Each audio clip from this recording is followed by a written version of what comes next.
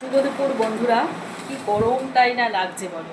আর কালকে এরকম বৃষ্টি হয়েছে, তার মধ্যেও দেখো গরম কাকে বলে, দেখো থেমে থেমে অস্থির। আর আজকে ঘুম থেকে উঠেছি আজকে অনেকটা লেট করে, রান্নাবান্না লেট করে উঠেছে ঠিকই, কিন্তু আজকে অন্য দিনের থেকে আজকে আরও আগে রান্নাবান্না আমার হয়ে গেছে। যেহেতু দেরি হয়ে গেছে তো সেই কারণে আগে কিছুটা কাজকর্ম সেরে রান্নার দিকে চাপিয়ে দিয়ে দিয়ে কাজগুলো সেরেছি। তো যাই হোক, কাজকর্ম ওইভাবে করলাম, তারপরে রান্নাবান্নাও কমপ্লিট করে দেখো রেখে গেছি। আর পুজো দিতে গেছিলাম, পুজো দিয়ে আসলাম। দেখো এখন ঘেমে ঘেমে অস্থির। ঠাকুর ঘরে ফ্যান রয়েছে, ফ্যান থাকা সত্ত্বেও কিন্তু ফ্যানটা চালাতে পারি না। আমাদের ঠাকুর ঘরে ফ্যান আছে ওপরে একদম সিলিংয়ে, তো চালালে পরে প্রদীপ নিভে যাওয়ার ব্যাপার আছে, তো ফুল টুল উড়ে যাওয়ার ব্যাপার আছে, সে কারণে চালাতে পারি না।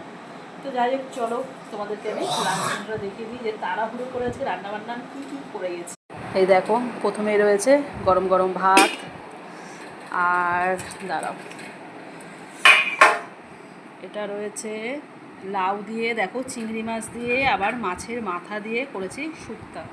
অনেক দিন পর করেছি এইভাবে শুক্তোটা। আর এখানে করেছি হচ্ছে দেখো আর মাছের, এটা কি বলবো তোমাদের, আর মাছের ভুনা বা আর মাছের ঝাল, মানে একটু অন্যভাবেই আজকে করেছি, দেখেই বুঝতে পারছো। খেতে কিন্তু খুব টেস্টি হয়েছে। আর এখানে করেছি হচ্ছে ভোলা মাছের ঝাল, যেটা করেছি কি কচু, আমি কচুটার নাম বলতে পারছি না। আর গাছের এই যে ঘরে মানে বর্ষাকাল দেখে না ধনে পাতাটা ঠিকঠাক মতো হাসবেন্ড আনছে না, তো সে কারণে গাছেরই এই দেখো বিলেতি ধনে পাতা দিয়েছি ছিঁড়ে। ভোলা মাছে যদি একটু ধনে পাতা না দিই ভালো লাগে। আর এখানে কালকের কিছুটা রয়েছে তিতার ডাল, লাউ আর উচ্ছে দিয়ে করেছিলাম। তো কেমন হয়েছে আজকের লাঞ্চ মেনু, আর আজকে যে তাড়াহুড়ো করে রান্নাবান্না করেছি অনেকগুলো পদই কিন্তু হয়ে গেছে।